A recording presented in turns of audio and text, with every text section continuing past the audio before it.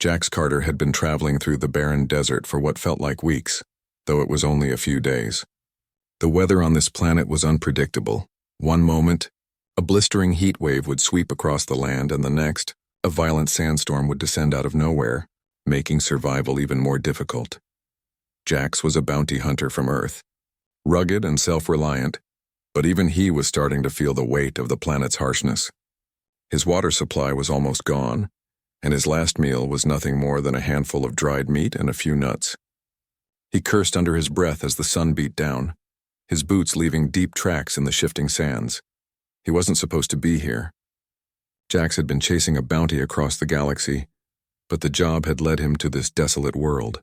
Now stranded with no transport and no way to communicate with the outside world, he was left with one choice: find a way off this godforsaken place, or die trying.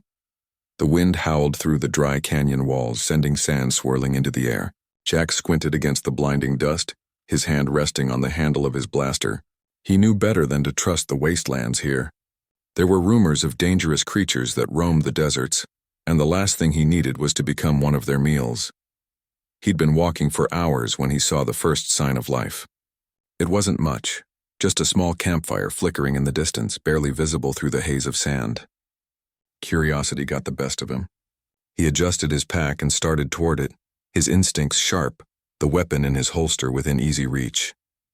When Jax arrived, the sight before him caught him off guard. A group of strange, tall humanoid figures stood around the fire. But it wasn't the tribe's appearance that made Jax freeze. It was the figure lying unconscious beside the fire. She was a woman, her dark skin almost glowing under the dim light of the fire. Her face was bruised and her clothes were torn, but there was something about her that made Jax stop and take notice. She had the kind of beauty that could make even a hardened bounty hunter pause. But it was her stillness that alarmed him. She wasn't moving. The tribe around her didn't seem to notice Jax at first. They were busy, speaking in a language he didn't understand and tending to their equipment. Jax crept closer, his boots making no sound on the soft sand. It was then that he noticed the blood. The blood on the woman's legs, the ground, and the stone beside her. His heart skipped a beat. Jax knelt beside her, checking for a pulse. There was one, faint but steady. His eyes darted around and his mind raced. These weren't ordinary nomads. These were the Torax, an ancient tribe known for their deep spiritual connections to the planet. But they were also known for their warrior traditions, which made Jax wary. The woman was in trouble. Bad trouble. Without thinking, Jax pulled out a small medical kit from his pack. It wasn't much, but he'd managed to learn some basic field medicine during his time as a bounty hunter. He quickly began treating her wounds, using a healing spray on her cuts and burns, and applying pressure to the worst of the bleeding. The Torax noticed the sudden change, and one of them, a large, broad-shouldered man with a scar running down his face, stepped forward. His eyes narrowed as he watched Jax work, and Jax could feel the weight of his stare. "She is the daughter of the Great Spirit," the man said, his voice deep and steady. "Do not harm her." Jax nodded without looking up. "I'm just trying to help. She's hurt badly." The man grunted but didn't move closer. Jax didn't have time to argue. He worked quickly, his hands steady despite the tension in the air. After a few long minutes, the woman's breathing began to slow and her color started to return. Jax exhaled in relief, wiping the sweat from his brow. It wasn't much, but it was something. As he finished up, the tribe's leader, a wise older woman with silver hair and bright, intelligent eyes, approached. She looked down at the woman and then at Jax. "You have saved her life," the leader said, her voice carrying authority. "For that you will be honored." Jax stood up, wiping his hands on his trousers. "I didn't do it for honor. She was just in trouble. I did what needed to be done." The leader didn't seem to take offense at his words. Instead, she gave him a small nod. "The Torax have a law. Those who save the life of another must take them as their own. By saving her, you have bound your fate to ours." Jax blinked, caught off guard. "What do you mean by take them as your own?" The leader stepped closer, her eyes never leaving him. "You will marry her." Jax felt his stomach twist. "Marry her?" he repeated as if the idea didn't quite register. "Yes," the leader confirmed. "By saving her, you have already made a bond. The Torax do not break their traditions. You must marry her or the tribe will suffer." Jax was silent for a moment, his mind racing. He hadn't planned for this. He hadn't planned for any of this. But he also knew better than to argue with a tribe as ancient and powerful as the Tauraks. He looked down at the woman, still unconscious but breathing steadily. Her name, as he'd learned from the leader, was Circa, the daughter of the Great Spirit. She was a spiritual guide to her people, the last of her kind to hold the planet's ancient power within her. Jack sighed, the weight of the situation sinking in. He didn't believe in fate or traditions, but now it seemed those very things were going to dictate the course of his life. For better or worse, he was trapped. "I don't know what you're talking about," Jax muttered, more to himself than anyone else, "but I'll stick around for a bit. Maybe this will all blow over." The leader gave him a look, sharp and calculating. "It will not blow over. The Tauraks have spoken." With that, she turned and walked back toward the rest of the tribe, leaving Jax alone with Circa's unconscious form. He stared down at her, feeling an odd sense of responsibility creeping up on him. The way he had acted to save her, it hadn't been for honor or duty. It had been instinct.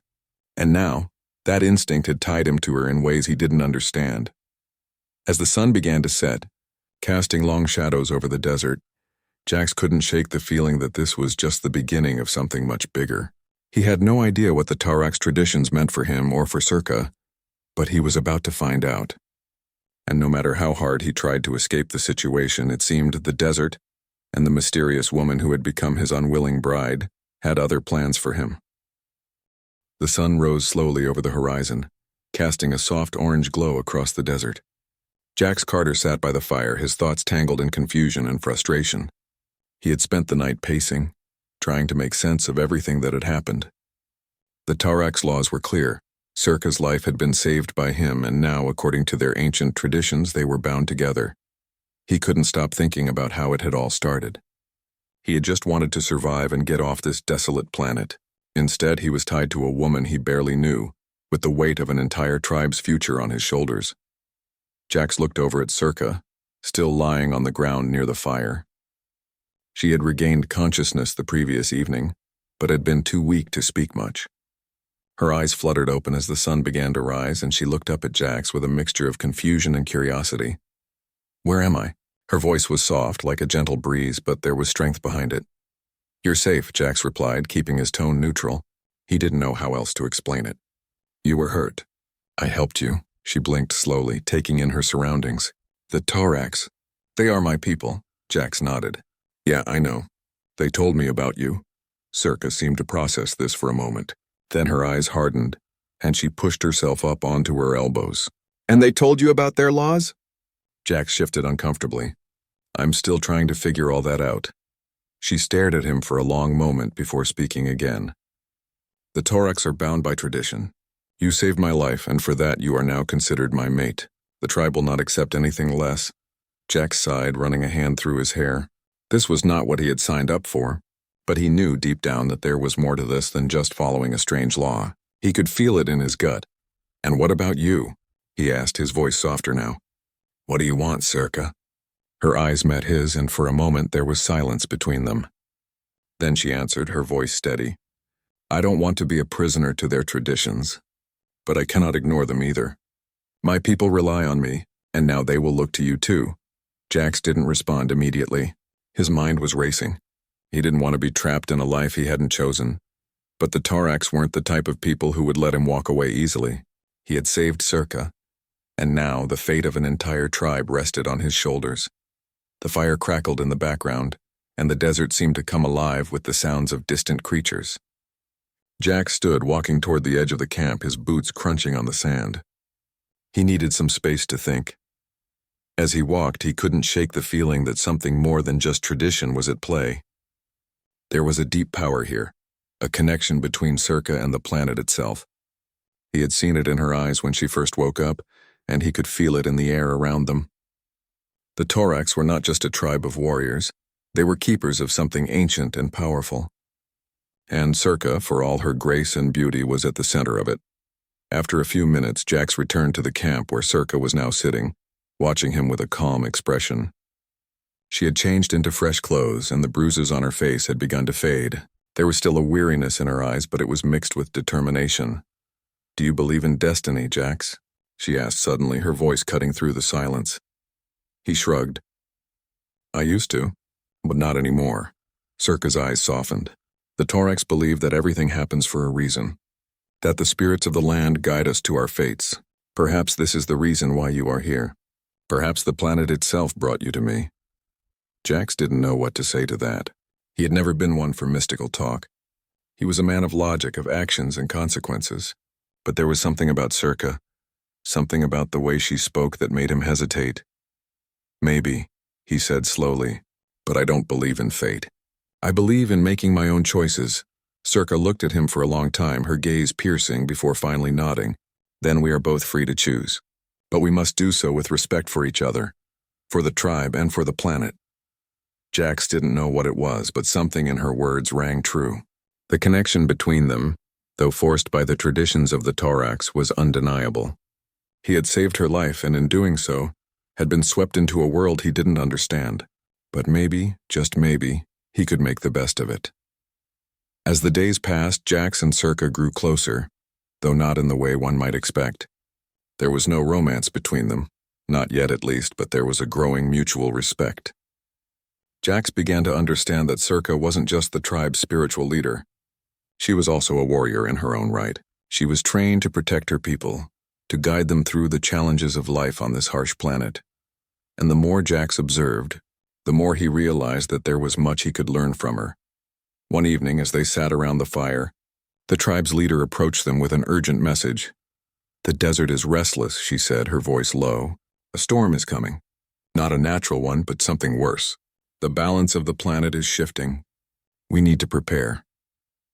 Jax exchanged a look with Circa. The air had felt strange for days now, heavy, charged with an energy he couldn't quite explain. Circa stood, her eyes narrowed with determination. "The planet is reacting to something. I don't know what it is, but it's tied to my connection with the land." Jax stood as well, instinctively moving to stand beside her. He didn't fully understand what was happening, but he knew one thing. He wasn't going to let her face it alone. "We need to act fast," Jax said. "If there's a threat, we need to be ready." The Torax quickly gathered their weapons and prepared for the storm. As the sky darkened and the winds began to pick up, Jax couldn't shake the feeling that something bigger than just a storm was coming. The strange connection between Circa and the planet was more than just mystical. It was powerful, and it seemed to be drawing them toward a destiny they couldn't avoid. And with that realization, Jax knew one thing for sure. He wasn't just bound by the Torax traditions. He was bound to Circa. The fate of the planet and perhaps even the galaxy rested in their hands.